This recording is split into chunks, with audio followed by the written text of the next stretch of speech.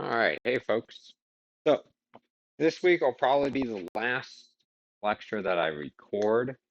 I might do one more on some genetic algorithm stuff, multi-population GAs, but we'll probably just do that in class instead. So today, kind of be the culmination of everything we've done in this class. So there's actually going to be an algorithm that we talk about that actually leverages everything we've gone over during this semester all at once. So it'll be pretty fun to drive that. And just as a quick reminder, in class this week, we're going to be going over John Rust's paper, which I already sent you the link for.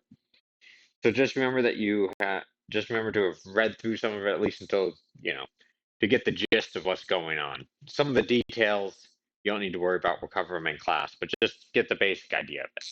So, but for today in this lecture, we're going to be covering something a little bit tangential to whatever, you know what I mean. Tangential. I'm gonna try. All right. So, to the side of it, how about that? A little detour into hidden Markov models. All right. And so, hidden Markov models are going to be really fun. Markov models, or HMMs. All right. And these are going to be really fun because what you're going to see is that by the end, some of the stuff that we do will almost feel like magic. At least to me, it does. It feels so cool. So, basic ideas. Let's suppose I'm going to choose an example in this for this lecture, which honestly is not necessarily the best example because it actually there's some issues fitting it. Where what we'll see by the end of it, there's some there's some identification issues with it where you can't really get really good fits on all the parameters, but it shows you the challenge. So I think it's actually a good one. So let's suppose that we're going to do a very, very crude model of, say, a political campaign. And so what happens is, every day, let's say, you get like a poll which just says who is ahead. All right. And it'll either spit out blue is ahead or red. All right. And so it could be bad red. All right, here we go. It's coming back. All right. So it might be that some days you get a bunch of reds in a row, and then maybe you get a blue, and then a red again, and then a blue, red, so on and so forth, right? We get this, and we get this daily. All right. And what we want to try to figure out is, obviously there's some error in the measurement of who's ahead. Whatever tool you're using maybe has a lot of error in it. And so what we want to figure out is what is the state of the race. So what we can do is we can try to model it in a fairly, once again, very crude way. All right. And so for this model, what we're going to say is there's 5 possible states of the race. All right. There's either, we'll say, like blue is comfortably ahead, ahead. I'll do like B plus, right? B's well ahead, right? There's another state here where it's just B, where it's okay, it maybe leans in favor of blue. There's one where there's, say, a toss-up. And then we'll have ones that are, symmetrical, where you have maybe red ahead or red is very ahead, right? And the idea is that depending on the state of the race, whenever you do your poll, it's going to show who's ahead with certain probabilities depending upon what state it is. So if it's a toss-up, for example, it'll have, let's say, a 50-50 chance of showing red or blue, right?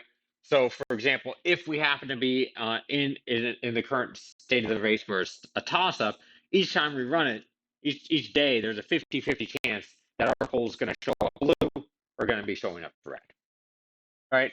And meanwhile, here I'll just keep it kind of symmetrical here, where it's going to be if it's red here, and let's see here. So let's say that this is the probability of blue and red here. So if it favors red, it'll be 25-75. Actually, I'll do it the other way around.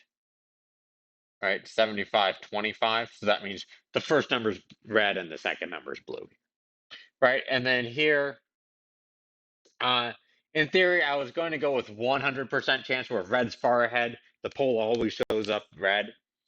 But we'll do it a little bit different. We'll make it very close to that, but we'll leave a little bit of a margin for error.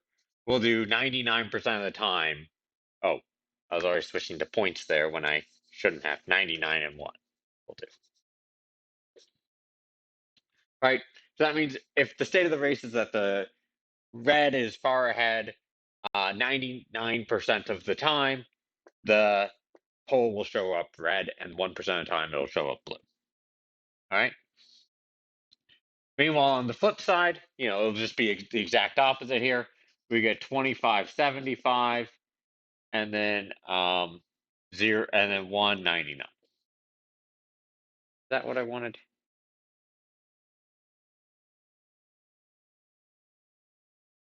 Yeah. All right. I now that I've written it all up, I wish I had done it the other way. So that way, it's like probability, whatever.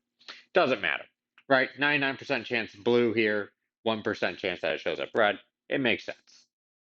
And so what happens though is that we get this string of these values, of these polling results. And the question is, can we back out what the state of the race is across this entire year? Let's say we get, every single day, right? So suppose we do this for a year, we get 365 of these daily polls. Can we back out the state of the race across the different times? And the answer is actually kind of tricky to deal with because suppose, for example, that I tell you, okay, ignore all this for a second, right? Suppose we say, okay, we get a blue and then another blue, and then heck, let's give ourselves even a third blue. So we get three blues in a row. It might be reasonable to say, well, okay, maybe we're in blue plus, maybe blue's far ahead, right? Because we got three blues in a row. Clearly, very unlikely that we could have gotten if we were in the red being far ahead, right? And so, but then suddenly we have then right after that we get you know 5 reds in a row, right? Now suddenly we look back and we say, well, maybe what happened was we went from blue being way ahead to suddenly red being far ahead, right? But you know, what are the odds that you have the race suddenly flip all the way over from one side very favorable to the other side being very, very favorable, right? And to do that, we're going to have to answer the first question, which is, well, how does the state of the race change over time, right? And that's where the Markov part comes in. So we have to come up with some sort of transition probabilities for going between the different states. All right, so that's the first thing. So for this one, I have a basic transition idea in mind, which we'll stick with, which is that if one side's far ahead, they stay ahead for the next day at, say, a 90% probability. All right, and there's a 10% chance we're going to keep this race moving kind of not super rapidly. And so I'm going to actually disallow it going all the way across in one move and say that with 10% probability, it transitions to, okay, maybe they're just leans it, not being far ahead, right? And so therefore we'll have a similar one on this side. 90% chance it stays put, and then a 10% probability it goes from red being far ahead to being just leaning, right? And then we'll just do something pretty similar for everything else, where there's a 10% chance of moving to a neighboring state, to each neighboring state. So there's a 10% chance from going from leaning to being far ahead, 10% chance from leaning to being a toss-up, and an 80% chance of staying put. All right. Now this race is actually quite unstable. Maybe we should think about this as like weekly or something like that, because otherwise I would say like on average here, every 5 days it goes from leaning to becoming a toss-up or from going far ahead. So that's pretty rapid change there. But we'll go with it. All right, 10, 80. This is a contrived example. All right, but we'll go with it.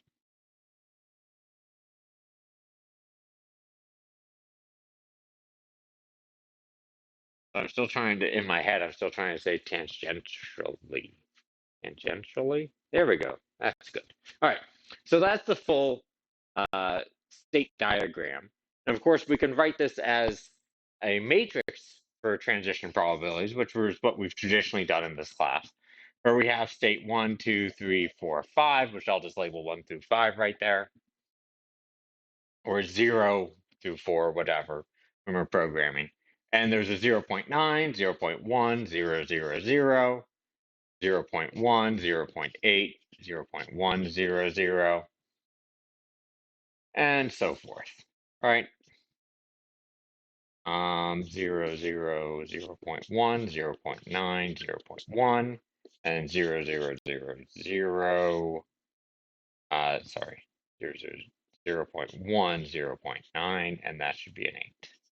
All right, so we have that type of matrix. So now going back to here, while with these first three blues, we might have thought, okay, maybe we're in B plus here.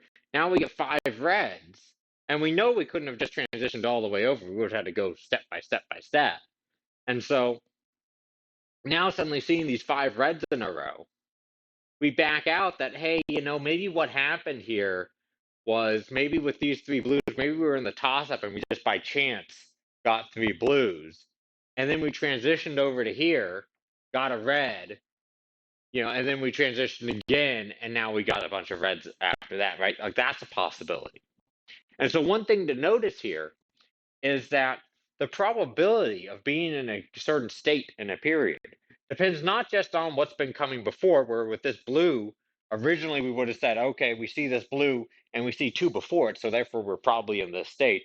But also what comes after helps us figure out where we actually are. Because now that we see the 5 reds, we go, it's very unlikely that we were actually here to begin with, right? It pushes us to now thinking we're over here, or at least somewhere in that ballpark by the time we're over here.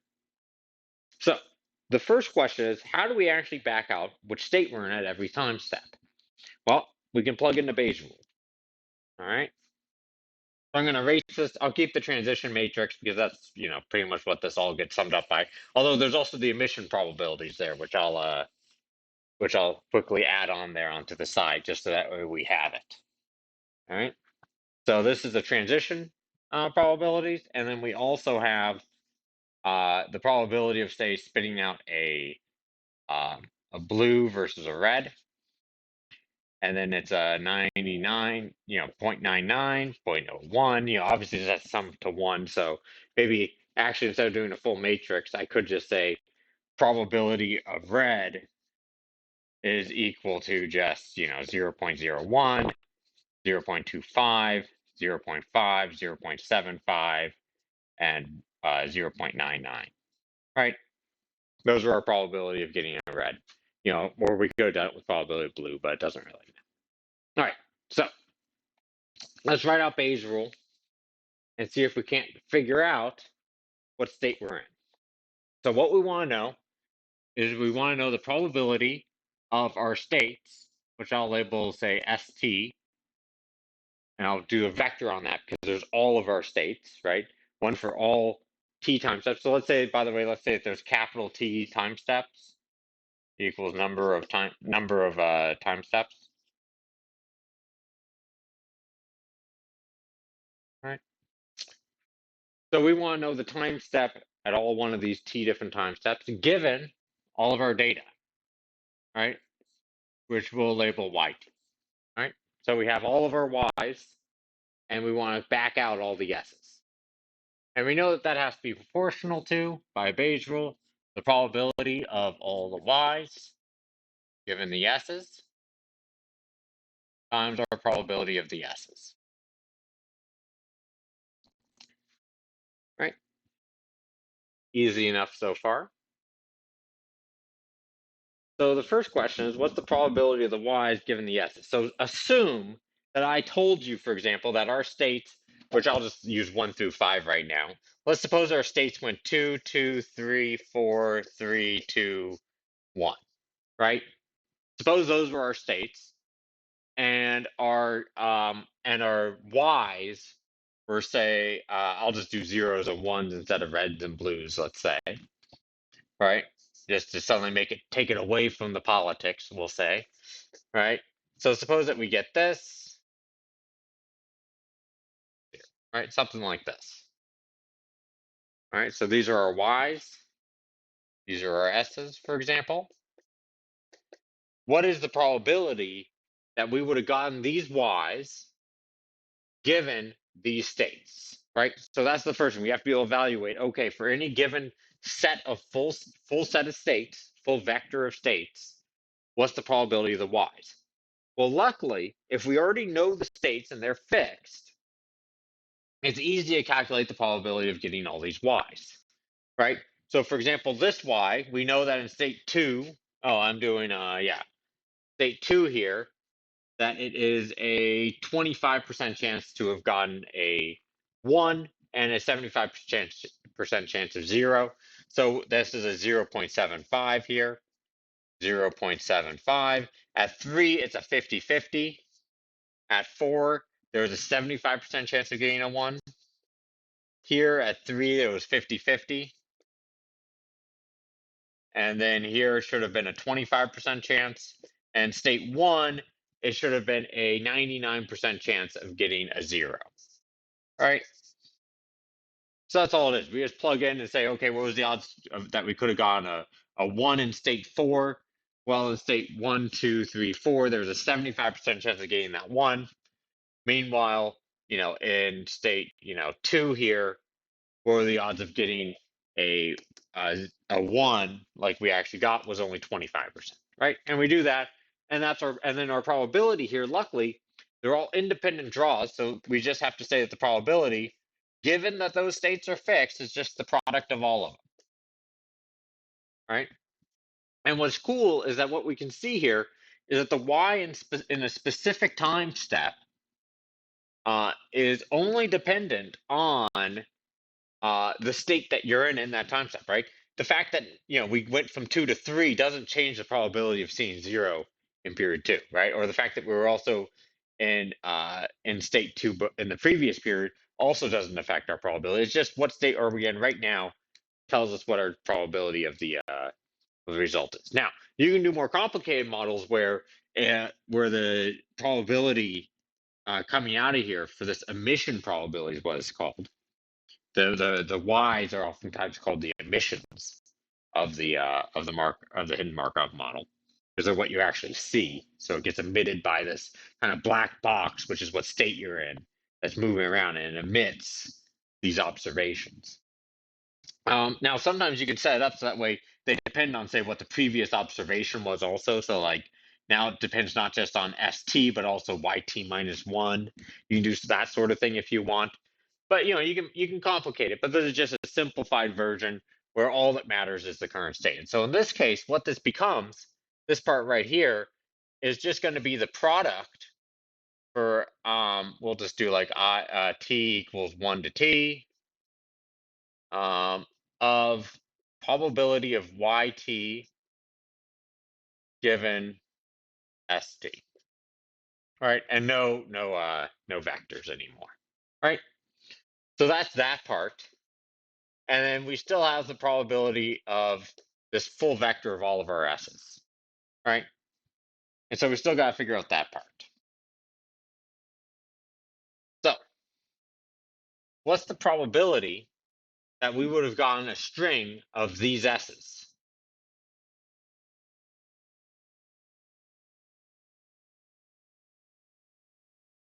Right? That's the question, right? Suppose that this is our vector of s's. What's the probability that we would have gotten this, right? That's what this is saying right here. We still got to figure that out. Well, it's not as bad as it might look, because what we can do is we can do a nice little trick here, which is we can say that the probability of, I'll write this out, more explicitly here, S2, S3, .. st minus 1, st right? This is what we want to calculate. Well, we can say by the rules of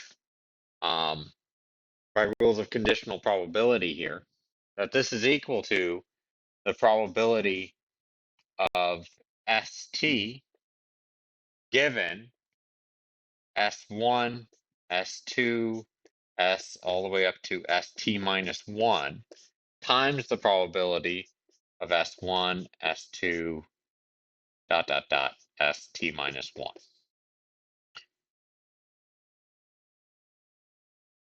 All right. So this one isn't too bad. All that we're doing is just saying, just like how before what we've always done is say the probability of A and B happening is just equal to the probability of A given B times probability of B. Right? That's a classic thing that we've done several times. Well, in this case, we'll say that B is S1 through ST minus 1. So all of that stuff, the first T minus 1 steps have happened. And so what's the probability of all of those happening and also ST? Well, that's just equal to the probability of ST given all the previous stuff times the probability of all those previous things. And here, suppose I told you, okay, these were all of our previous states. Now, what's the probability that the next state, the last one, is 1? Well, luckily, we know from our Markov chains that that's just going to be, it doesn't actually care about all the stuff up through T minus 2. All it actually cares about to figure out the probability of the next state is the current state, right? Or to figure out the probability of this last state, all we need to know is the previous state, right? So in this case, all this stuff doesn't even matter here. And this just ends up becoming the probability of ST given ST minus 1 times the probability of everything else, right? S2, ST minus 1. And so now what we can do is that we can keep following this process, right? It's clear that now what we can do is to figure out this, we can just pop off ST minus 1. And then, by doing the conditional thing just like we did here, but repeating it with now ST minus 1, and keep popping off one term at a time. And what we're going to get is probability of ST given ST minus 1 times the probability of ST minus 1 given ST minus 2, right? Times dot, dot, dot. We'll eventually get down to probability of S. Okay. This is still barely readable. I know I'm kind of in the bottom right corner here. S2 given S1 times probability of S1 given S0. I'm sorry. We start off at 1. I'm sorry. Let me back up here. What I meant was S3 given S2, probability of S2 minus S given S1. And then finally, we would have I know this is kind of hard to read, so don't worry, I'll move it back, right? Finally, at the very end, we have times the probability of S1. We still have that left over, but we can't condition on for S1 on anything else before it, right? We're stuck. With S1, we're at the bottom of the stairs, right? And so just to rewrite this here, as you can see, it's pretty good there. What this amounts to is the product. We can do it for most of them, right? We have probability of S1 by itself, and then we have to then multiply by the product for T equals, let's do 2 to T of probability of ST given ST minus 1, right? And that, as we know, is just going to be looking it up inside this transition, right? But this is what we get. We still have to deal with what's the probability of S1, right? That's kind of like our prior, where it's the idea of, okay, given that, before, right when we stepped into the sequence, what was the probability of being in states 1, 2, 3, 4, or 5, right? Before we saw any data. All right. And so we'll have to think on that for just a minute. We'll come back to that in just one moment here.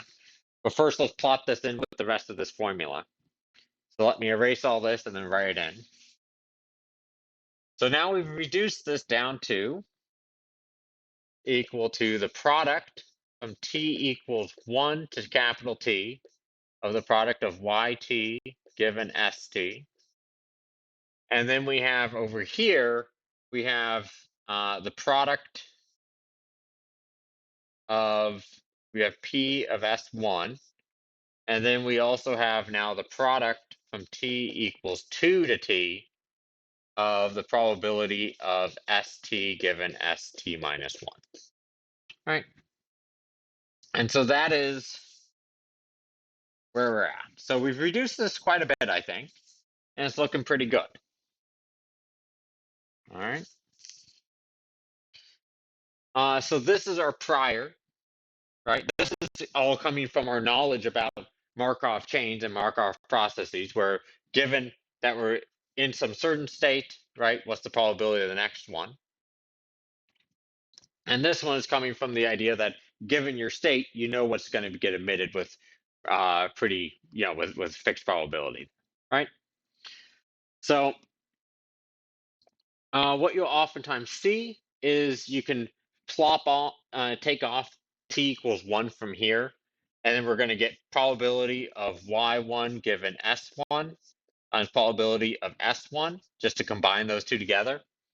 And now what you have is the product for t equals 2 up to t here, because we just pulled out the first term, and t equals 2 on up there. And then you'll have over here the product from t equals 2 to t of just both of these together, which is probability of yt given st times probability of st given st minus 1. Right? And there we go. And so this is all proportional to our probability of for our posterior. Right? So that's pretty cool. Now, what do we do with this? Right? We aren't done yet. So one thing that people will commonly do, and this is what we'll be doing this moment here, is to take we'll still have to deal with, this is still an open question on how we get the prior. I'll come back to that. You keep thinking on it. Let it simmer in the back of your mind. But one thing that you'll frequently do is, first you can do this with the full Bayesian approach, and I'll show you that afterwards. But the other thing that you can do is you can take the maximum, right? The classic thing of taking the max. So if we want to figure out which set of states it has the highest probability of underlying states, has the highest probability, right? So this is, in this case, the maximum of the posterior, or the maximum a posteriori, right? I believe I talked about it. It's not quite the maximum likelihood, because we still do have our prior in here, right? We do have our priors in there, specifically like the S1 here. And depending on how you view it, we have some priors on the set of states that are reasonable. So, yeah. So we have that, and so it's the maximum a posteriori. And so we want to find the max of this. And just like what we've done in the past, oftentimes the best way to find the maximum is to take the log and find the max of the log, right? So now if we take the log of it, right? So now we can say log of the probability of the states given our data should be, once again, proportional to the log of it will be proportional to the log of this, which is not too bad, right? Because luckily the log just takes all the products and turns, this is all just a series of products, and it just turns them all into sums. So it'll be something like the log of P of Y1 given S1. And maybe I'll keep it even on the, we'll do that, plus the log of the probability of S1, right? Plus the sum now from T equals 1 to T, 2 to T, I'm sorry, of just the sum of these two logs, right? Or we can say log of probability of yt given st plus the log of st given st minus 1. All right, nice and easy. Cool. All right. So we're almost done. Right now we want to maximize this. All right. And so now if we want to find the max, I'll just replace this equal sign, because remember the thing on the bottom from all this proportion is just a constant, right? That we made the constant to proportionality. I'm going to erase it. Don't worry. I have it written down on my computer already. All right. So we want to do the maximum of all this. And that just equals the maximum of all this. All right. So now we have a maximization problem. And not only that, it's a staged maximization problem. All right. So guess what? We're going to be using Bellman's equation to solve this. Hey, pretty cool. The way to think about this is something like this. So we have the states 1, 2, 3, 4, 5. Right? And I'll erase some of this stuff. We'll leave this stuff at the bottom here. All right.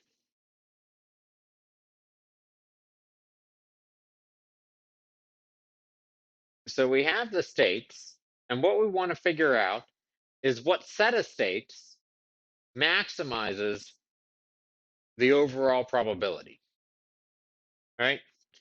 And the way to view it is, suppose in the first one, let's suppose that we actually observed, I'll write down right up here the observations here. Hopefully this is readable. I know that there's like the glare. Let me see. You can see it okay. I'll be careful. All right. Well, I probably won't be, but I'll say I will be. All right. So let's suppose that we see a 0 and a 1, for example. Well, let's just do it for these two, and then we'll be good to go. All right. So to be clear, so we have our observation, and then we have our states right here, right? So the idea goes like this. So let's suppose that we want to say evaluate this probability. So first of all, if we're in state 1, right, then the probability that we would have seen a 0 would be about a 99%, right? So 0.99 would be the odds. Let me actually do it like this. I got a slightly better idea on how I want to display this. 1, 2, 3, 4, 5. Right? So this is our current state.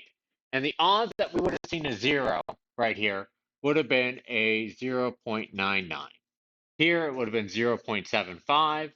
Here is 0.5. Here is 0.25. And here is 0.01. All right? Then, between this, we could have transitioned to any one of the 5 other, any one of the 5 other states. But fortunately for us, these all have 0 probability of occurring, right?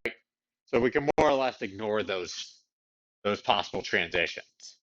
Right? I made it easy. But in theory, for more general problems, we had a certain probability of going to any other state, right? And so this one would have had a 0.1 chance, and this one a 0.9 of staying in the same state. And then the odds of having seen a 1 right afterwards here would have been a 0.01. Here it would be a 0.25. Here a 0.5, a 0.75, and then a 0.99, right? And so now what we have here is that based on the first data point, we would have thought state 1 was the best, ignoring our priors on the probability of the different states. Let's assume they're equal or something. And so we go, yeah, this explains the data really well. And furthermore, but the problem is that if we were in state 1 to begin with, then most likely would have stayed put, and then we would have had something with only a 1% chance. So in all, this path so far has a 0.99 times 0.9 times 0.01, which comes out to whatever that does, right? Meanwhile, we could have started at 1 and then gone to 2, and that would have had the probability of 0.99, explaining the first emission, times only a 10% chance of transitioning, but then a 25% chance afterwards. So which one of those is better? Well, let's see here. So this one would have been a 0.25 times a 0.1, which would give us 0.025. You know, this is the same here. So this is 0.025. Well, this one gives us a 0.009, right? So therefore, this one's less likely than this one. Not a surprise. But now, how about this one, right? How about maybe we started off at 2 and then we transitioned one way or another, right? So now we'd have to calculate those probabilities, right? And then now if we go on and we say, well, now there's another stage, right? Another state here where now we're on to, you know, another 0 came afterwards, right? Now we have, you know, we had all these probabilities that we had to consider, all these different transitions, and then each one of them could transition again, right? There we go. And what we have to do is figure out which set of states minimizes the total probability. That's what we're trying, maximize the total probability, right? Because we want to maximize the probability. And what we can see already here is this is clearly going to be a dynamic programming problem. We can immediately see how it plays out, right? We have all these states. And imagine, for example, that we knew that given all of our data set from here on out, right, that the total probability, if you're right here, right, if you're at this state, right, let's say the total probability is, I don't know, you know, we'll do it in log space because, you know, these become very small numbers. They say like minus 200. If you're at this state, then from here on out, and log probability is minus 198, which is a little bit higher, so it's a little bit higher probability. Here, let's say it's minus 250, minus 2, I don't know. Obviously, that's kind of extreme here. It's minus 252 and minus 258, right? Something like that. That's more extreme than would be realistic. But in this case, what we would say is, okay, so far, you know, this, you know, being in state 2 best explains the remaining of the data, right? But now what I gotta say is, okay, well, if I'm in state 0, and sorry, if I'm right now in this time step, time 3, and I could be in any one of these 5 states, right? Each one explains the current data point 0 to various abilities. And then, okay, so in this case, it would be a 99% chance I'd get the 0 if I was in the state, times a 0.9 chance of staying. And then afterwards, from here on out, I know that the log probability is minus 200. So in total, what's my total probability for explaining all the data from here on out if this is my current state, right? And then I have the choice of 2 different states. I can minimize, I can maximize the probability there, right? And figure out which one of these 2 states is the more likely one to transition to, right? Which one has the higher total probability? Either the 0.99 times 0.9 here, or the 0.99 times 0.1 here, with given that this is the rest of the probability, right? So in log probability, I have to change these to log probabilities. We have to do the sum, right?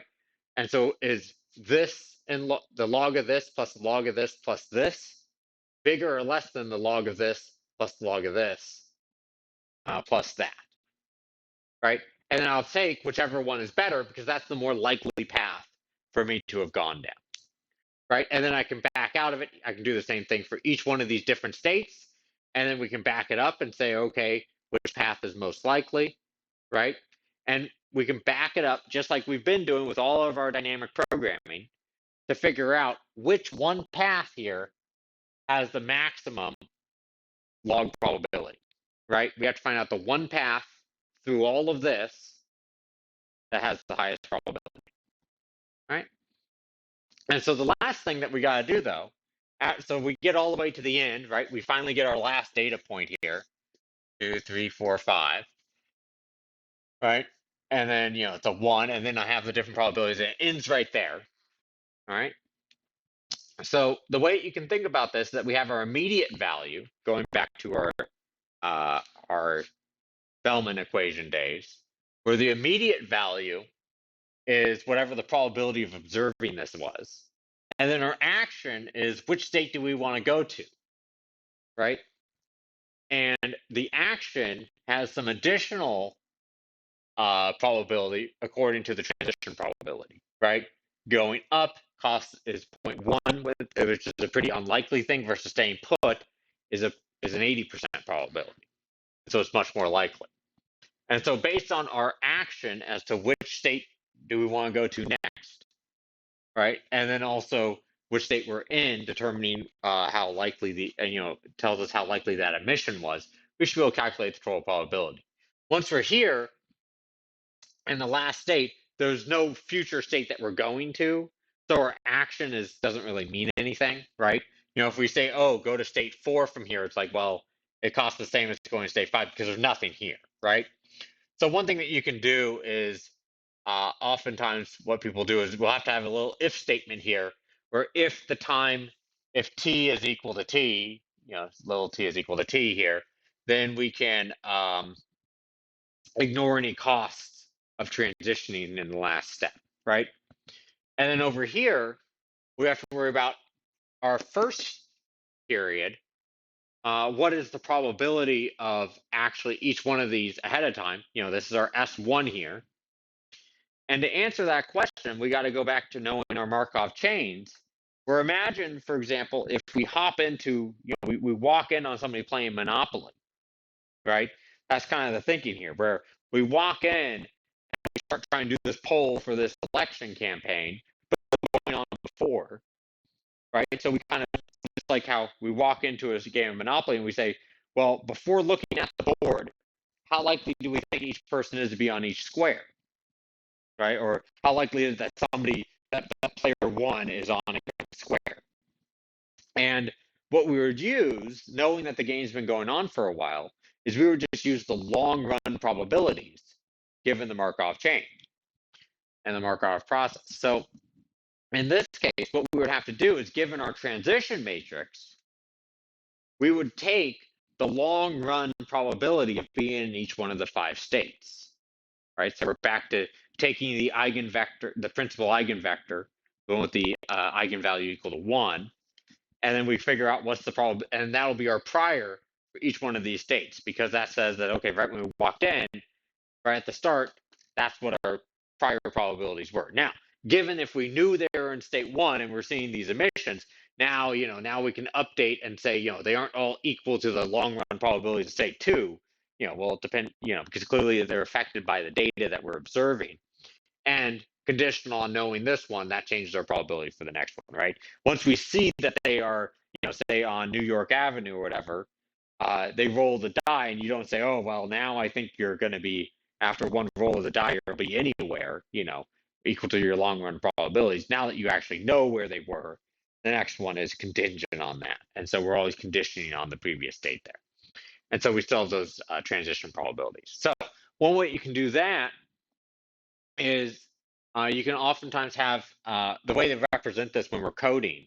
What the trick I kind of do, and a lot of people do, is you do a little dummy state here, right? Which we'll say like t equals 0 in this case. And I believe when I actually code it up, rather than doing 1 to t, just because of computing and stuff, everything being 0 based, I think the times go from 0 to t minus 1, and then this is like t equals -1.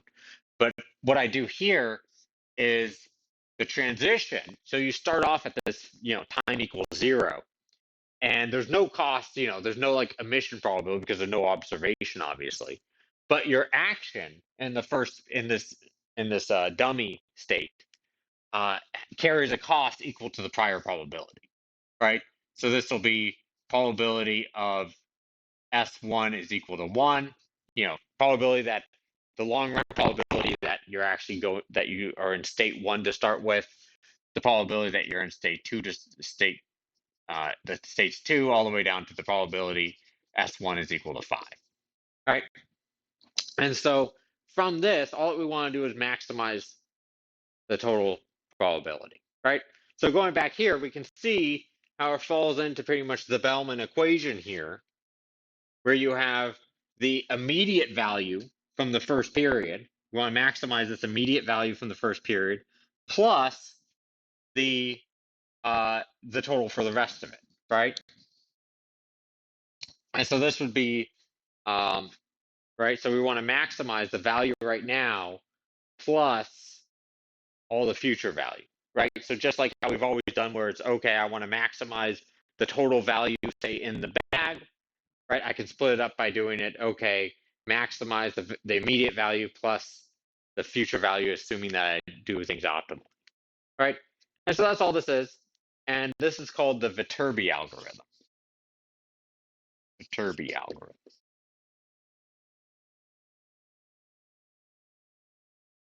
And Viterbi is actually kind of decently well known here in Southern California because he's I guess a professor up at USC, and I think he started on electrical engineering, and I think the engineering department's like named after him or something. And one of the things he did though was he also helped co-found Qualcomm, and so he's quite rich. It's also, and he's still around. I think he must be getting pretty old, but he's still alive and well, and in USC. So anyway, so he came up with this, right? And what it is just going to be maximizing the which set of states, maximize the probability. So let's code this up and let's see what it actually looks like in practice. But I think it'll actually look pretty cool. Oh man, now I'm looking at the board there. It looks pretty messy. I'm sorry, you guys. All right. So I've already plopped in the transitions matrix right here. I already pre-programmed that. So that's the 0.9, 0.1, 0.1, 0.8, 0.1, and so forth. We have a total of 5 states there. Here are the emission probabilities. I don't remember how I did this all right. It could just be, probability 0 versus 1 there. And now what we need to do is first generate the data. And then after we've generated the data, then we have to write up this Viterbi algorithm. All right. So it's easy enough to generate the data. We just have to generate what the states are and then the emissions for each state, right? So we can say that our states are first an empty list, right? And so are our emissions or our data, whatever you want to view it as. So the first thing we got to do is, we got to initialize the state, right? And also, let's say that our time steps, let's say the total time is 365, right? That means that, it's 1 year worth of daily data is our thinking, all right? So the first thing we're going to need is a prior for the different states. So to do that, we need to figure out the long run probabilities, right? We've got to put back out our Markov chain hats for a second and think of the long run probabilities, right? So let's see, if we do in the linear algebra, there's the eigenvectors that you can take. And then remember that it expects it to be in the more traditional transpose of the transition matrix, right? So I think we can just do transitions dot t. And so if we take the eigenvectors, oh nope, it did not like that. Let me dot t. Is that a thing? Oh, sorry. Yeah, dot t actually works there.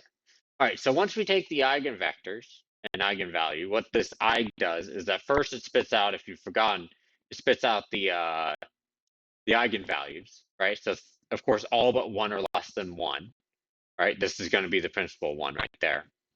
And then this one right here, the matrix here that it spits out, is a matrix of all the eigenvectors, where each column corresponds to the eigenvector. So in this, to the eigenvalue. So in this case, we want the second to last column from this. So if we say of 1 here to get the matrix, this is kind of an ugly way to do it, but we grab all of the second to last column. Alternatively, 0, 1, 2, 3 would have also worked. And we grab it, here it is, here's the long run probabilities. And it turned out they're all equal. Turns out we could have done a uniform prior, right? They're all equal. And this is such that if you square it, don't forget the way that they tend to do it is that, if it's an eigenvector, any length, any scaling of it is still an eigenvector. And so in this case, I believe all of that the Eig function spits out is a set of eigenvectors where the sum of squares is equal to 1. So the total length of it is 1. So, I'm betting that means that 0.447 squared should give us around 0.2, right? So 0.447 squared gives us 0.2, right? And then 0.2, sum of that up and you get 1. In our case, of course, we want the sum to be 1. So if we call this the we'll call this like the prior, and we'll say prior divide by the NP dot sum of prior, right? And if we do that, let's spit out the prior here and take a look at it. It looks good. It's still, it's exactly what we would have expected. But of course, if we had changed this transition matrix around at all, then they wouldn't all be at equal likelihood, and then we'll be, and then we would be back at this would be not all just uniform, right? Of course, at the end of the day, we make them all equally likely, so it's a little bit of a lame prior, but lame example I chose, but that's okay. Just for convenience, I had this all as a matrix. I'm going to convert it all back into an array here. So let me just do that, and let me take a look at it. np.array. Let me say equals prior divided by. Let me just change it like this. There we go. So now it's an array, hopefully. And then also let me make that just be dot flatten that as well, just for cleanliness. So that way it's just a nice simple array. All right. So we're back here now, and so the first thing we got to do is get an initial state, right? So we'll say that the state is equal to np.random.choice, and we'll just do some range of 5. So in this case, because of Python, I'll do everything 0 through 4 for the different states. And then the probability is just set to our prior probability, which in this case, they're all equal. And so right here, in this example, state was 2, right? And then we can just say states.append. We'll append on that state. And then what we'll do is we'll generate an emission. So we'll do emissions.append. And now we just got to generate an emission real fast, right? So an output would be a random choice from, in this case, range of 2 with probability equal to what? Well, in this case, the probability should be according to our emissions probability of whatever state we're in, right? So what we'll do is we'll say probability of getting 1 or 0 is equal to, we'll just grab whichever row it is that corresponds to the state. And luckily, so if our state is 2, 0, 1, 2, we should just grab this row right here and say that there's a 50-50 chance of getting 0 or 1, right? So we'll just say right here, we'll grab of state. And so now if we look at it now, our states, in this case, when we drew the first state, it was a 0. And then of course, our emissions will likely also be a 0, right? In this case, now it's a 1, still likely a 0. We'll keep drawing here until we let's get one that's, there we go. In state 2, that one ended up being a 1. And now we just have to go forward for the correct number of time steps, right? So for now, t minus 1 for the remaining t minus 1 steps. We have to calculate a new state. And that's going to be easy enough. We just have to draw from n states. And what's the probability of our new state?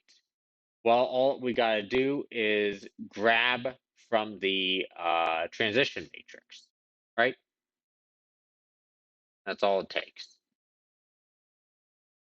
So in this case, we can grab the correct column the correct row by just saying transitions of state, right? So now what we're going to do is just like we were just saying, we're given our current state. If our state is 2, we got to grab out this row from our transition matrix. And then those are our probabilities for getting the new one, right? So if we do that, that should work. We'll see it doesn't, right? Because what it says is, P has to be one-dimensional.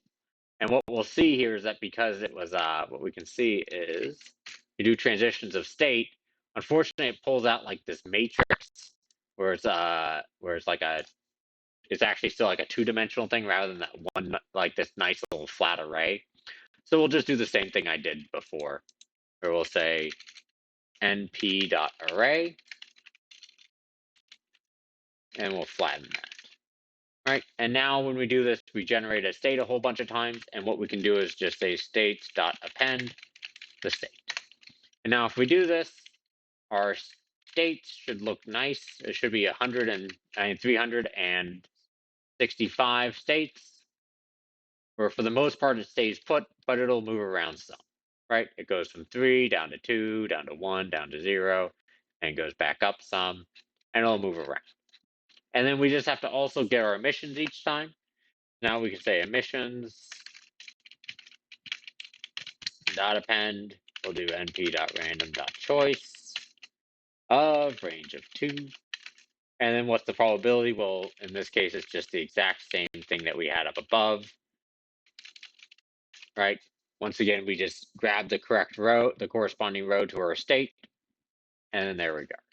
So now if we run this, we should hopefully be all done, where we have all of our emissions, which we can do something like a plot.plot. I don't know if I actually imported matplotlib. Did I? No, I did not. Let me quickly do that. Import matplotlib.pyplot as plot. But you'll notice that I've already, ahead of time, I've imported name tuple because we're going to be using that for our state. And I also imported system and set the recursion limit higher, because when I was running this before, I was occasionally running to the recursion limit. I only upped it up by a little bit from the standard, which is like 1,000. I'm not quite sure why. I mean, in theory, what we should do is do a bottom-up approach here, because we have to do like a recursion for every time step there is, and so we have to do a lot of recursion here. And traditionally, we've only had like say 40 periods or something like that. In this case, because you have hundreds of periods, it might be a better idea to do bottom up, where it's just filling in a table. And so that way, there's no recursion limits that runs into. So anyway, we come back here, we generate our transition. Now we can plot our emissions, for example. That looks pretty lame, of course. We get a bunch of ones, then we get some zeros, then we get some various ones and zeros, but then there's some pockets of zeros and ones there. And probably this long stretch of zeros, if I had to guess, we're probably in state 0 during all that, and this long stretch of ones, we're probably in state 1. So if we just do a plot.plot of the states, we'll see what it corresponds to. So in this case, yeah, we were in 1 for a lot of it, or state 4 for a lot of it, bouncing a little bit around 4 and 3. And then we came all the way down. We rapidly went down all the way to state 1, and then we went down to 0. And we went around a little bit around 1, hanging out around 1 and 2, and then we end up going all the way back up for a bit and then coming back down. Right? And so we can do all this, and now what we need to do is actually write our Kirby algorithm. So here we'll write up our Bellman. So we'll say that we'll start with a cache, and we'll create a state where our state is simple enough. It's just going to be our time and our current state, right? So it's what's our t, right? What period are we in? Maybe I'll change this to period instead of time. And then what state are we in, right? What's our current state? Is it 1, 2, 3, or 4? 0, 1, 2, 3, or 4. So now we got to define our immediate value and our possible actions and our next state and all that stuff. So our action, of course, is which state do we think is the next one, right? So we'll say def immediate value of state and action. And this is actually the trickiest one. So we got to remember here really fast, right? That that state that when period is equal to -1, that means that that's our before we've started, right? So we're going to initialize, just to remind you here, we're going to be initializing our state to -1. All right, and then for our action, for what so this is the period that we started is -1. I guess the state, it doesn't really matter here, and the idea being that in this first initial kind of fake state, there's no data, but we have to make a decision. We're going to be making an action as to which state we're going to go to. And there's going to be a cost associated with that, I mean, a probability associated with that, which is equal to the prior probability that we have for going to each state. So in this case, in this case, they're all equally likely. But if the long run probability said, for one reason, that say state 4 was very likely to be in for a lot of the time, then we would think that's more likely to start at 4. So therefore, our prior for that, we have to include that we're more likely to start there than any other state. All right. So for the immediate value, in general, it's very straightforward. It's just going to be that we have to get the emission, right, which is emissions of state dot period. So, in our long list of emissions back here, which is all that we're allowed to see, we're not allowed to see these latent states, of course. But we do get to see these emissions, 1 or 0. And so so first we got to get out, okay, what was it? Was it a 0 or a 1 this period, right? And then we have to say, okay, what's the probability of that? Which is, of course, the log prob of that, of the emission, is equal to just np.log of emission probs of state.state and the emission, right? So in this case, what we're going to do is we look at our list of emission probabilities, right? I say we're in state 0. And then we just have to say what's the probability of, so for our given state, and then we have to look up the column associated with, if the output was 0, then that was a 99% chance of happening. If it was a 1, then that was only a 1% chance of having happened in our current state, right? So that's all it is. And then our action carries a cost, which is the transition probability, right? So in that case, we have to include that. Right, except that the one case that we don't have to is, we'll take care of the special cases in just a moment, right? In general, for most of them, what we're going to be doing is we have the log prob of transition, and that's going to be np.log, and then once again, we have to look at the transition probability. So in this case, it's going to be transitions of state.state to our new state, right? Because if we choose to go to state 1, then there it is, right? So in general, that's what it's going to be. Right, so that, and then all we have to do is return the log prob emission plus log prob transition. Now the catch, though, is that first of all, if we're in this time step of -1, first of all, there is no emission probability, and secondly, the transition probability is not coming from the transition table, it's coming from our prior, right? So we first have to add on a little extra special thing here, which is that if state dot period is, say, less than 0, so this would be, or equal to -1 if you prefer, then what we want to return is, let's do equals to -1. Then instead what we'll return is just the np.log of the prior of state.state, of action, I'm sorry, right? So if in this initial state, this -1 period, we choose to go to state 1, 2, 3, 4, or 5, or 0, 1, 2, 3, 4, we have to look up in our prior how likely is that new state that we're going to be going to as our first state, right? In this case, they're all 0.2, right? But we got to take the log of that, and that's all we have. That's really easy.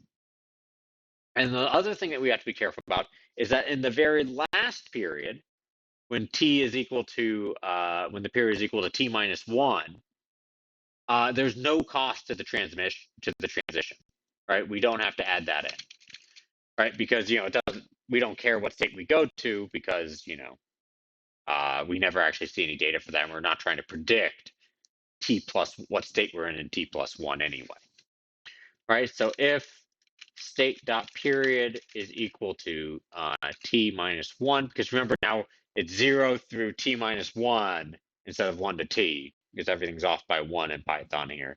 The 0 to t minus 1. So if we're in that last state, we don't need to include this probability. So only if it's less than that, do we add in the transition probability, right? So maybe what we'll do is we'll rewrite this a little bit here and say log probability is equal to that. If that's the case, then we add on the transition probability if it's not the last period, and then we just return that total log probability, right? So there's our immediate value. Then we also have our, luckily that was probably the most difficult one of them, right? We have, let's do next state really fast. That's going to be really easy. Given our state in action, what's our next state? Well, all it is, we just create a new state where, of course, the we just take the current state dot period and we add on 1. And, oh, I'm sorry, that's the next period. The next period is just period plus 1. And the next state is whatever our action was, right? Whatever state we chose to go to. And then finally, last but not least, we have our possible actions, right? At least for the different helper functions, this last bit. So for this one, we just have to be, we want to be a little bit careful here, because what we initially just say is, of course, our possible actions is just return range of n states, right? Range 0 to 5, and 0, 1, 2, 3, or 4. But in reality, you want to be a little bit careful with that, because the probability of transitioning to them are 0, and the log of 0 is negative infinity. And once you spell out negative infinity, it kind of screws things up. You can deal with it with some if statements or being a little bit careful with your infinity. It should be okay. But just to be safe, and also just to make things easier, why consider states that are impossible to transition to? So what we can do is we can just say I for I in range of states if transitions of state dot state comma I is greater than 0. So in this case, what we're going to do is only return the list of all the states, right, 0 through 4, if the transition matrix for going from our current state to that state is greater than 0, right? Only if the probability is greater than 0. If the probability is 0, just don't even include that in our possible actions. This will work great, except for we do have to be a little bit careful here, which is that if the period is this -1 state, we want to make sure we can go to everything, right? So we're going to say if state dot period is once again equal to -1.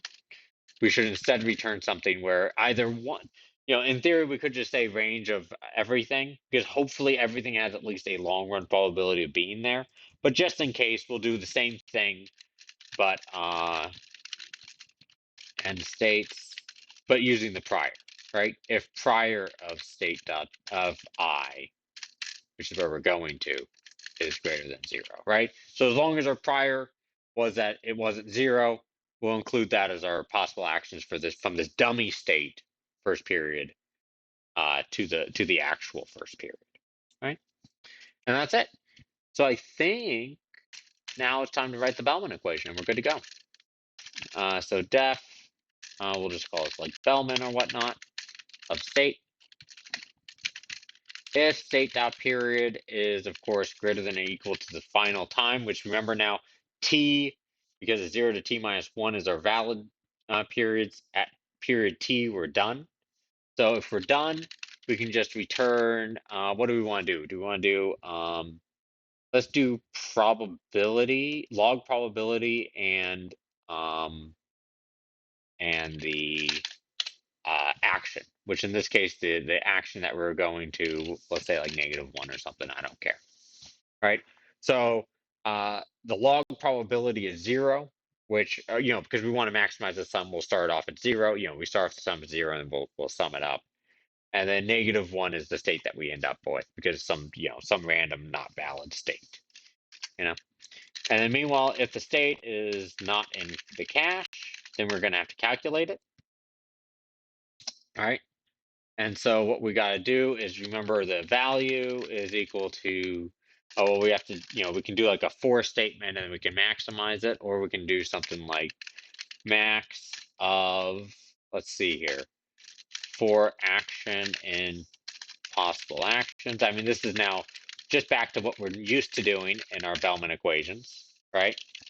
So we want to find the maximum for every single possible action that we can take in our given state of the immediate value of state and our action, plus, and now we got to do the recursion here, Bellman of the next state of value and action. And then we have to be a little bit careful here. Which one do we grab here? We have to grab, let's see here. Bellman, next state, value, action. Let's see here. Sorry, just 1 second here. What are we doing? Bellman of that thing? Okay, right. And then the 0th one is what the actual log probability is supposed to be, right? So now we just say, okay, the log probability in total, if we choose to go to, say, state 1, would be the immediate value we get from that, which is the probability from the log probability from the emission, plus the log probability of that transition. And then we have to add on all the future log probability, given that we're now at that new state, right? And that's the Bellman of 0. That's good. And then what we want to do is find out the maximum of those values. If we also want to include the state we're going to, which obviously we do, I'll do something that's a little bit messy, but just for the sake of getting it done here, we'll just say comma action, right? And so that one will give us our the best possible log probability and action from here on out, right? So we can do, we'll just call this, well, we'll just store this in the cache, right? Cache of state is now equal to that. And I'll just tab that in there. Kind of ugly, but whatever. Too long of a line, true. And we'll just return state of cache, cache of state, I mean. And then we're good to go. So let's quickly try running this and see what happens. Let's see, first of all, does it even run? It should, because, you know, I'm also looking off of some stuff I've written before, so it should presumably work. Nope. Let's see here. Action is not defined. And, oh, I'm sorry. Possible action is just state, right? Obviously, that's all that it needs. It doesn't actually need action in there. You know, possible actions is supposed to give us the possible actions from our current state. Obviously, you can't know the action before we, you know, did anything there. So we fixed that, and that should fix things. It says value is not defined. Value is not defined. Name value is not defined. All right, let me quickly look at this. I must have written value somewhere. Let me just value. Oh, right here. Next state of state. Let's try that now. All right, there we go. And so what this says is that from our initial state, the total log probability is negative 212, which, by the way, in case you're wondering, what we'd have to do, np.exp of minus 212. So the total probability is 8 times 10 to the negative 93. You know, it's obviously a very small number there, which is why we do everything in logs base. And then that we should go to state 4 immediately is what it says, which isn't that big of a surprise because we look at the emissions, and there's a whole bunch of ones to start with, so we're probably in state 4, and in reality we actually are. So we have this, and now what we want to do is make sure we get it for every single, you know, we have this huge cache. So let's quickly go through and get the actual Viterbi path here, which I'll just copy my code because I don't want to type it all again. It's easy enough. You initialize, you set your first state to the init state. Then for the Viterbi path, you initialize that to be empty, and then for 1 to t, all we're going to do is calculate the next state given, you know, we take the Bellman of the current state and choose the best action, right? We look up in the cache and we grab the best action. And we just take the next state, you know, so therefore we now move to that, right? In theory, you know, I do the next state here, right? So that way now it moves the period forward, moves the state to that one. There, I store that state. And then in the Viterbi path, I just append state.state. Right, and then I just keep repeating, going on to the next state over and over again. This is the stuff that we're used to, right? This is nothing new. And now we'll plot it, And the one little trick with plotting is in this case, I added 0.05 to the Viterbi path. Our best guess. Remember, if we had to make one guess, this is the one with the maximum probability. The maximum of our posterior. I added 0.05 just because otherwise they would be like perfectly on top of each other. Like when it says 4 and the actual state's 4, the lines line up perfectly and like you can't see anything. So just by offsetting it a little bit by 0.05, we'll be able to see everything. So let's run this, and here's what we get. Maybe I should have zoomed in this whole time. I'm sorry for just now zooming in. But so right here, we can see that the red is the actual underlying state, right? That we don't know. And the Viterbi path, the green right here, is our best guess, right? If we had to make one guess at it, given everything that we know about the transition probabilities and the prior probabilities and all the emission probabilities and stuff, this is our guess as to what the state was based on what we saw. All right. Pretty good. It actually matches pretty darn well, right? It doesn't get some of the little blips here and there, but that's not a surprise, right? Every now and then it goes down and comes back up. And first of all, it's like for all we know, in this blip right here where the state went down and then it came back up, maybe when it went down, it was only for like one period and it still emitted a one, right? So all that you see is a long stream of ones, and somehow you're supposed to figure out that it dipped down at some point and came back. It's pretty hard to do, right? Like, I mean, obviously you can't expect the algorithm to be able to do that, but it picks it up pretty well for the most part. Now, it looks awfully impressive. I'll tamper a little bit of your excitement over this because it feels like magic that we were able to actually figure out these underlying states just by looking at these zeros and ones. If we just took the average, if we just took the total of the previous 4 emissions, if it was like 1101, that would be a total of 3. And we just do like a moving window where we look at the last 4 and take the sum. If you actually make that plot, this is what it looks like. Which actually, like this alone, like it doesn't match it perfectly, but you see, like it picks up this little peak right here, just like the Viterbi algorithm did. And it does an okay job. You can see that clearly the Viterbi algorithm is cleaving off a lot of these small blips, right? Like it just goes from it dips down and then it goes down. Meanwhile, the average actually comes up and down just because of variance, right? So it's cleaning up a lot of the variance here.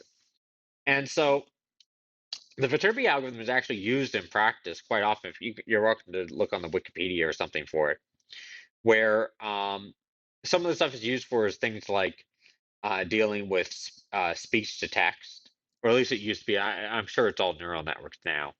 But for speech to text, you can imagine somebody says some words, right? And you can actually see this. You used to be able to see this in some of the algorithms, but these days I don't know. Where you're saying something, and it has in the behind the scenes, it says, okay, here are the words, or really it's more like the syllables or whatnot. But you can imagine they have the words. They have a huge dictionary with all the words in the English language, and what's the probability that the next word you would say, what is the Markov they model speaking as if it's a Markov chain, where if you hear the word Markov, then there might be a very large probability for the words chain or process to be the next word, right? Or could be anything else, but it predicts, okay, those have higher probabilities, conditional on the current word being Markov. These are the probabilities for the next words. And so it has a transition probability. And so your underlying state is what the word is that you're actually saying, right? But what you actually observe, as a computer, is whatever the waveform is of their speech. And sometimes their speech is a little bit noisy. You have microphone noise or background noise. And so it doesn't match exactly what you would expect given the word that they're saying. So what you have to do is figure out, okay, given some certain levels of noise, first of all, if this were the actual word they were trying to say, what's the probability that this is the waveform I would have got? But also, you can balance that with, well, given the previous word they said, how likely is it? And you can combine those together to figure out what word they're currently saying. And of course, then when you hear their next word and you're trying to interpret that, that might affect your probability for the previous word also, right? Just like how what we were saying, where if you see some blues, you might think you're in the state of all blues, but then suddenly you get a whole bunch of reds, and that kind of changes you to think, oh, well, maybe we're actually in the 50-50 state. Same here. And so you could actually see it in some of the text to speech, or speech to text, where you say a sentence and you see it actually working on the sentences, writing out the sentence, and then suddenly you'll see it go back and change some of the previous words that it guessed at, as it's updating based on your future words that you end up saying. And it's doing this, it could be doing. A lot of them were used to be using the Kirby algorithm. And so as you go forward, it would actually come back and update the previous words based on what it's seen in the future, right? Based on the words you used later. And at the end, it comes up with what it thinks was the sentence you were trying to say. So that's how a lot of these type of algorithms work, and it's pretty cool. So anyway, so there's that. Really fast, I'm going to kind of zip forward, and show you, if you're interested in it, beyond doing the Viterbi algorithm, which is all that we are really going to focus on here, was doing this the best guess as to the states. And like I said, works pretty darn well. We can also do it using the full Bayesian approach. So here's my own copy of everything. And I just wanted to quickly show you guys how you can actually go further with this if you want to do the full analysis of this type of hidden Markov model. And so what I'm going to do here is I'm going to write, we went over PyMC3 a little bit in the last class. You can plug all of this probability information into PyMC3. It's a bit annoying to do it all in practice, just because it doesn't have a built-in hidden Markov model like approach. So you actually have to define some new distributions with the log probability. You have to code it in there. And I got a lot of this stuff from another website, which I'll show you in a moment. But you can do it. It's not too much of a pain. The key bit right here is trying to figure out the prior probability. It's easy enough to sit there and look at the likelihood. The likelihood is just right here, which should be familiar enough with you guys, where it says, okay, the each one of the emissions is distributed as a Bernoulli, right? A single coin flip, where the probability of that coin flip is just equal to the emissions probability of, if the observed was a 1 or a 0, the probability of it being a 1 was just the emission probability of whatever the state was, right? And so S here is all the states. And so all I'm doing is I'm looking up in our little table, saying what's the probability given some conditional on some set of states, what's the probability of the observations, right? So we observed all the emissions. What's the probability of those given all the states that we have? And then all I had to do here was just like how a lot of the NumPy stuff, like you want things in a, rather than like a normal Python list, for doing a lot of NumPy algorithms, you have to switch stuff into a NumPy array. For doing this stuff in some PyMC3, you have to change it into a Theano tensor. And so all this is doing is converting it into our little, our matrix into a tensor, which can then be used by PyMC3. So this is just a nothing. We're just like changing it into np.array and doing tt.chant. So beyond that, we grab the states and we figure out the probabilities, and we're good to go. So now what this is we have to pass in, we have to figure out what is the probability for what's the joint probability for all of these states, right? What's the odds that S1 is 1, S2 is 2, S3 is 1, and so on and so forth. For any set of states, what's the prior probability on all that, right? Just like we did on the board. And for that, I pass in the transition matrix, I pass in the prior, and then here's the log probability of that, right? And then in this one, what I do is I take, okay, it's easy enough. All that we're going to do is look it up in our transition matrix, and say what's the probability of transitioning between all those. And then we also have the probability of the initial prior. So right here, you can see here's the initial probability of the prior, and it's plugging into PyMC3's categorical distribution. Whereas the idea that, okay, there's 5 different states I can be in, or 5 categories, 1, 2, 3, 4, 5. And the probability for each one of those categories is just equal to our prior. And then we just have to evaluate at whatever our initial state is, what's the log probability of that. So that's what all this code is doing, is just figuring out, okay, given our prior, what's the log probability of being in of the very first state being what it was, right? And then what we have to do is add on all the log probability of all the transitions. So for that, we have to take, okay, for all the remaining states, these are the ones that this is from the first state to the one minus the last. So these are all the states that we started at. X1 to the end is shifted over one. So these are all the states we ended up at. And so what we can do is we can just pair up the states that we started at with all their different probabilities according to the transition function, right? We grab the transition probability from starting from any of these, and then what's the probability that we went to all of those. So it's a little bit of a pain, but you can easily run it, right? It takes a little while to run. You see, I grabbed 2,000. It took around 6 minutes to run here on one CPU. And you also see instead of using the no U-turn sample for the Hamiltonian Monte Carlo like we did in class, this one uses actually by its default is categorical Gibbs metropolis. And the reason why, because the state value is only an integer, it's discrete. It can either be 0, 1, 2, 3, or 4, or 1, 2, 3, 4, 5, whichever way you want to view it. Because there's only discrete values that it can take, it limits it to it can't actually take the gradient, and it can't do the nice little gradient thing.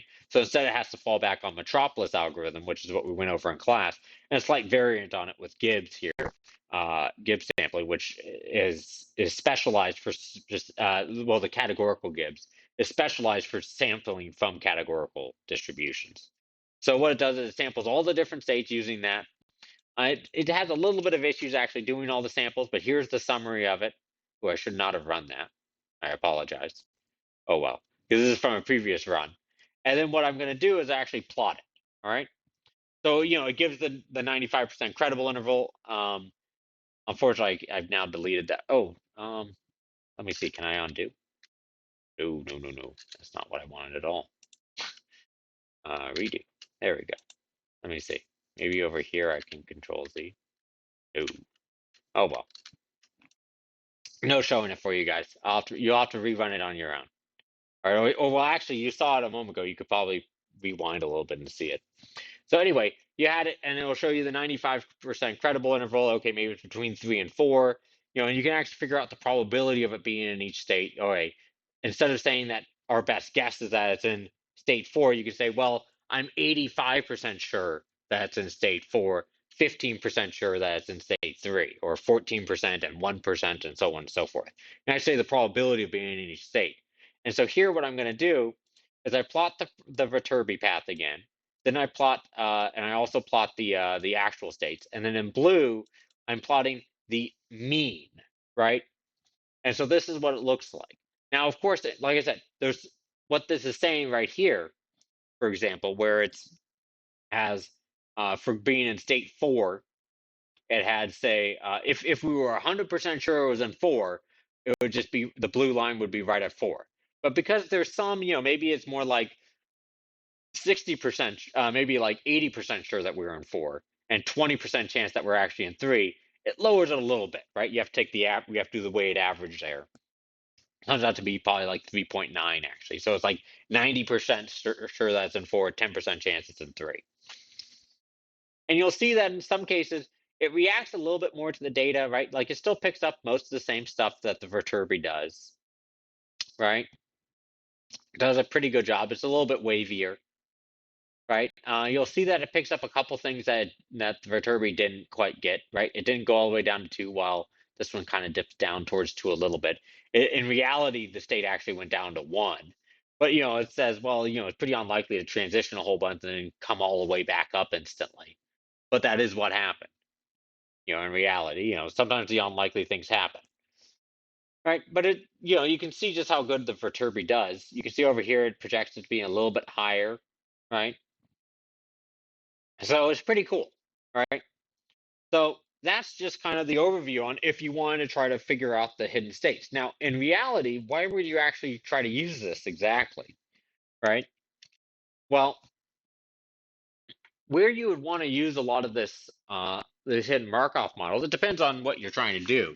but it does come up a lot in time series, and you can also use it a lot in our in actually like experiments. This is where we would use it in economics. Is you could, for example, do a hidden Markov model for how a subject is behaving. Maybe what it is that there's a few different basic strategies that can be employed that you think are, like here's some reasonable strategies for a certain auction, for example, and how they might price, right? And so what you can do is you can say, okay, well, here's strategy 1, 2, 3, or 4. And maybe what we think is that they can transition between the different strategies. And given whatever strategy they're employing, they're more likely to set up certain prices than others, right? You can come up with some sort of scheme for how you're modeling how people are making their decisions. And you can model it as say, for example, a hidden Markov model. And so in that, though, you don't quite have the luxury of what we had in this case, where we said, here's all the transition probabilities already known. Here's the probability of spitting out each one of the of red or blue, depending upon which state you're in. We knew everything ahead of time. We knew that there are 5 states. Here's what the transition probabilities were. Here's everything else. And all we wanted to figure out what was the latent underlying state that they were actually in. In practice, we oftentimes want to find out not just what state they're in. So in our case, what I'm talking about here would be like, which strategy are they currently employing? But also we might want to figure out, well, for this person, what's the probability of them going between the different strategies, right? Do they mostly focus on one strategy? Do they sometimes switch to other ones, right? How often do they switch between them? Is there some strategy they never switch to? So in that case, we don't want to just figure out the latent state. We would also want to know what the transition probabilities are. Can we do that? Well, not with the Kirby algorithm, right? But in practice, yes, we can, right? So I'm going to go down here and show you, right? So here, I'll show you, there's quite a bit here. We can estimate the states and the transition probabilities. So here, the only thing that's going to change is that while before I used our known transition probabilities and passed them in right here, now they're also going to be a parameter to our model, right? So if we're going to do this, we got to say, okay, instead, the state transition matrix is another parameter, right? And of course, to do this, though, we need a prior for this, right? So what's our prior for our transition matrix?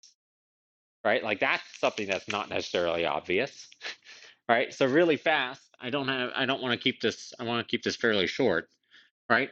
So, if we're in state 1, what's the probability of going to 1, 2, 3, 4, or 5? Well, we know that these numbers have to sum up to 1, right? So for example, it can't be 0.5, 0.8, 0.1, 0.3, 0.8, right? Because that clearly sums up to above 1.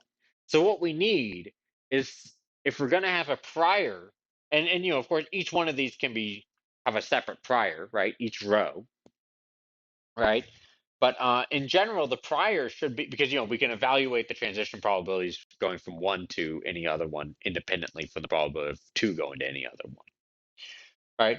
But the prior here, what we need is a distribution where it spits out 5 numbers that sum up to 1, right? And then presumably we want something where, maybe it's uniform over the whole space or something like that. And it turns out there is a distribution for doing this, right?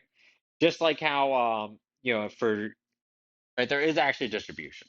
Just like for the 2D case where, where you just have yes or no, heads or tails, where you could use the uniform or something. It was kind of easy because we knew that whatever the probability of heads was, probability of tails was 1 minus it. So, technically if we knew 4 of them, we can figure out the last one just 1 minus the sum.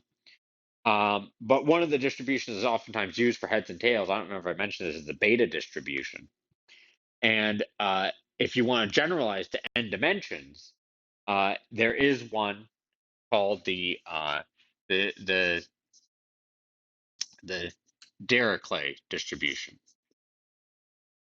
You oftentimes hear it Dirichlet distribution with like an sh. It turns out I believe that he actually pronounced it Dirichlet, and so I'll try to stick to that. I won't always do it reliably. But anyway, what it is that you can specify it, and by default, if you do 1, 1, 1, 1, 1, what this means is that there are 5 values. And initially, if you give the distribution with all ones, it will generate these 5 values if you draw from it, where any set of 5 is equally likely to one another that are valid, that will actually sum up to 1. Any set of 5 numbers that sum up to 1 are equally valid. All right. If you wanted to do something where it was more regularizing, where you said what you could do is you could do something like put down all 5s here. And what that does is it emphasizes how certain you are, kind of. And so what this will do is if you do this, it will tend to give you values where they're all around 0.2, fairly close to 0.2. So if you wanted to regularize or bias towards them being more equal, you would just increase these values up higher above 1. Let me show you on the computer. I think I actually have the Wikipedia page up. So here's what it looks like here, where if you use all ones, they're actually all equally likely in this triangle, where this is the probability of x1, x2, and x3. And so you can see that they're all pretty likely. It's unlikely. It's a little bit less likely when you do all of 1.5 here to get all these very extremes where it's all x3 and then nothing for the other two. And then meanwhile, if you do 5, 5, 5, you can see it's more concentrated in the middle where they're all around 1/3. And so what you can do is you can do various different ones. If it's all ones, then it's perfectly uniform. And so we'll start off, the first way that I started off with this is where I initialize it as the Dirichlet process, and not Dirichlet process, sorry, Dirichlet distribution for these state transitions where the A, which is this concentration, these are the parameters, is just a big matrix of all ones, where everything is all ones. So that means that for each one of them, for each line here, they're all equally likely, right? And, you could have very extreme values or it's like a uniform prime. And if you run this, it took quite a while to run, but here's the summary statistics where it estimates it. So it actually does a pretty good job here. So for example, right here, this is the probability of transitioning from 0 to 0, and it says about an 84% chance. In reality, it's supposed to be a 90% chance, right? And by the way, I should note, it's estimating both the state transition matrix and still all the hidden states at the same time. And you see it actually does a mixture where it's using the Hamiltonian Monte Carlo for the state transition, because those are all probabilities. And so those are continuous, so you can use the Hamiltonian. And meanwhile, for the states where those are discrete, it's using the Gibbs metropolis right there. All right, so anyway, so it does an okay job, but you can see it thinks there's some probability of actually transitioning from, say, 0 all the way up to 4, right? Now, it's not sure. It says, yeah, I know it's a low probability.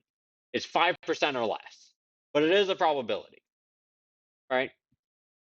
And so you can go through this. For going from state 1, you can see it's actually not sure at all. It's pretty uniform across there, right? It really is not sure, right? There's not really very much information on figuring out exactly what it is. And then similarly, state 2, it thinks you're staying around state 2 or 3, but it also, you aren't jumping from 2 to 0 very much, but it's really not sure for any of these, right? And then so finally for the last one here, you can see, it figured out the first and the last, and that's because those, like you're pretty sure when you're in it because you're getting such a long stream of zeros and ones, and also you on average spend 10 periods in it versus the other states you only on average spend like 5 periods in it, so it's pretty tough to figure out. So when you do this, you go from this nice little smooth thing here for the average value. If you now look at the states, you see it's a lot noisier. And that's because it thinks there's a higher probability now of transitioning between these middle states very often. And it's not really, and it didn't really have enough data to figure it out. And you can see why, and you wouldn't necessarily blame it really, because you can see, for example, going from 0, it almost looks like it jumped right up to 2 there because it like immediately went. Or from here, lots of times it went all the way down pretty quickly and it came back up really rapidly too. So you wouldn't be surprised if it thought, oh yeah, maybe you can jump straight from 1 to 4, because you see this multiple times where it's kind of jumping around pretty quickly. And so just for this short data set, you can see why I would have a hard time figuring out these transition probabilities. So one thing that you can do to help kind of smooth things out is you can add some prior, right? Bias it some. And the way I ended up biasing it in this case was I did kind of like this one, where I said, okay, I know ahead of time, this is a 2, 4, 8 here. I know ahead of time that the campaign going back to the political campaign example, is not going to be this hugely influx thing where it's constantly changing, very chaotic. It's fairly stable, right? Relatively stable. So what you can do is, if you think it's relatively stable, you can add along the diagonal for our priors. You can say we think the diagonal will be pretty high, right? That you have a high chance of staying in the same state that you're currently in. And so to do that, you can see I took the np.1s, that big matrix of ones, and I added on 7 times the identity matrix, right? So now suddenly it's all 8s along the diagonal and then 1s. So that means that whatever state you're in, our prior is that you're going to stay there with pretty high likelihood. But we let the algorithm figure it out. Ultimately, right? It's a prior, but if the data says otherwise, it'll move away from it. So here, for example, it's largely the same for state 0. 87% chance. It's between 80 and 93% chance compared to before, where it was a 76 to 92. So you can see, it's about the same mean, but the certainty's gotten in a lot better there because of our prior. And meanwhile, we'll see a big difference here with state 1 here, where now the prior says, yeah, look, thanks to our prior, I now think that the odds of staying in state 1 is between 43 and 85%, versus before, where the odds from 1 to 1 was between 0 and 40%, right? But thanks to our priors had a huge effect on this, because we really just didn't have the data to figure it out before. So you can see what a huge effect our prior is having on this, is biasing it towards the stability. And so, but that's a prior that you could actually have, right? I mean, that's a realistic prior to think, oh yeah, the campaign doesn't have wild swings every day. It's fairly steady and constant, but it transitions over time smoothly. And you frequently will see that type of prior, a prior against wiggliness is what they call it in things like Gaussian processes. But you still let the data help fine tune and figure out exactly what it is. So while this one we didn't have much data, and we thought, and actually we had some data pushing it a little bit downwards, you can try it out with weaker priors and stuff too. Rather than 7, you can try it out with weaker ones. That might have been a little bit strong of a prior. I'm not going to rerun it right now. But anyway, we come back out, and it's still wigglier than it was before, but it's a lot better. Because you compare it, you can look right here. Look at this transition, like right here, this back and forth, back and forth, back and forth in a few of these regions, right? Like right here and right here. Once you account for it, you can see it's not doing nearly as much of a wild swing as it was before. It's toned it down dramatically, whereas not allowing for it to go up and down from these states very rapidly. Just because, our prior was that it shouldn't be doing that. But otherwise, it did an okay job. Finally, if you want to go all out, you oftentimes don't even know the emission probabilities. So I still have everything I had before, but now I also have to add in an emission probability. And this one's a little bit tricky, right? So this is like, okay, I know I have 5 states of the race that I could be in, but I don't know the probability for the poles of what it's going to be spitting out or whatever. And so in here, what we do is we say, okay, well, there's going to be 5. Each state has a number associated, which is the probability of coming up 1 or 0 of the emission. And I'm going to initialize it to be a uniform from 0, 1. But we got to add in one little extra thing, because this alone is clearly not identified. And the reason why is because, you could have you could kind of switch state 1 and 2 around, right?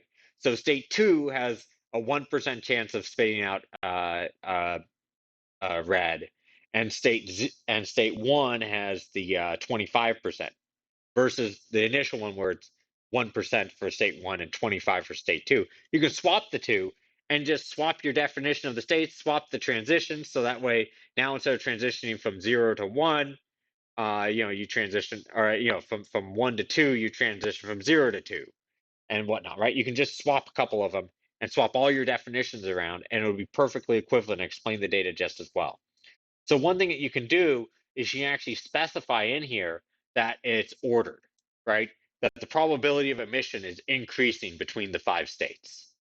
And so if you do that, you can once again rerun it all, and then now you can get your estimates for the probabilities. And what you'll see is that you do a pretty good job of state 4 here, where okay, it figures out, yeah, it's about a 93% chance, but it's somewhere between a 90 and 100% chance of spitting it out. And meanwhile, in state 0, it's somewhere between a 0 and about a 7 or 8% chance was its guess, right?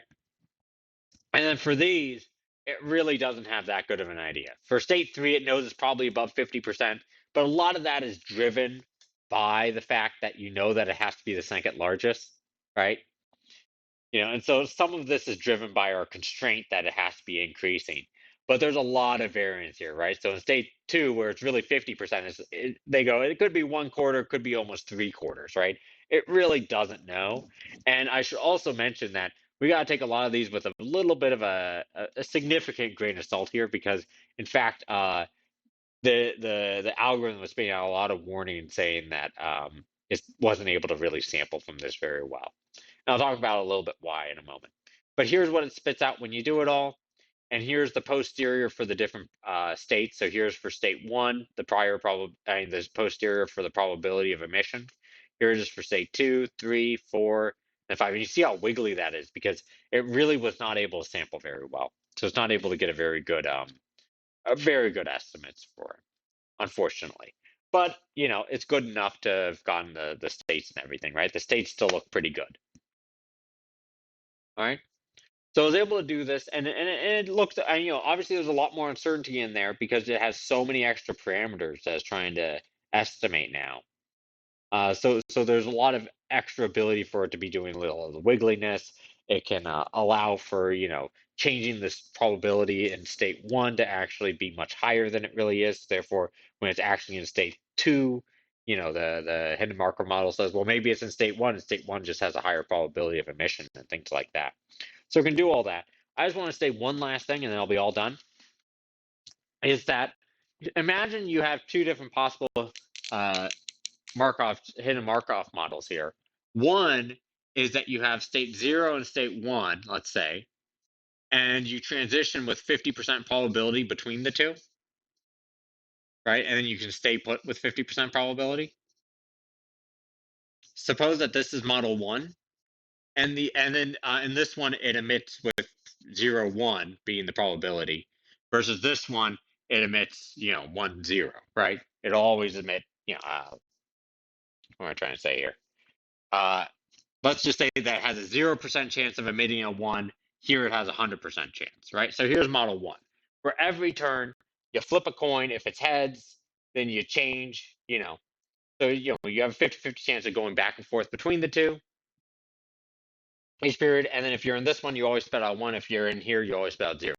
Versus the other one, where you just have one state where it's a 50% chance of spitting out, and you always stay put.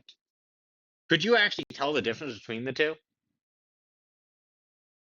Not really, because every single time it's a coin flip on which state you're in, right? In this case, right, it's a coin flip. Are you in 1 or 0, right? And then depending on which one it is, you're going to be spitting out either a 1 or a 0, which one it is. So that means that effectively, when you look at the data from this, it looks like it's just a normal coin flip, right? It's like every turn you flip a coin, and if it comes up heads, then you flip a double-headed coin. If it comes up tails, you flip the double-tailed coin, right? And it's like, okay, yes, there's either a 100% chance that I get, once I flip the coin, the state I'm in, 100% chance to come up tails or 100% chance heads. But between periods, it's random. It's a coin flip, which I'm going to use. And that's the equivalent of just flipping a coin for the emission. And so you can see it's very difficult to tell the difference between the two. So when we go back to trying to figure this out, in this case of binary data, it can be very tricky to actually identify exactly what the states are and what the transitions and emissions probability are.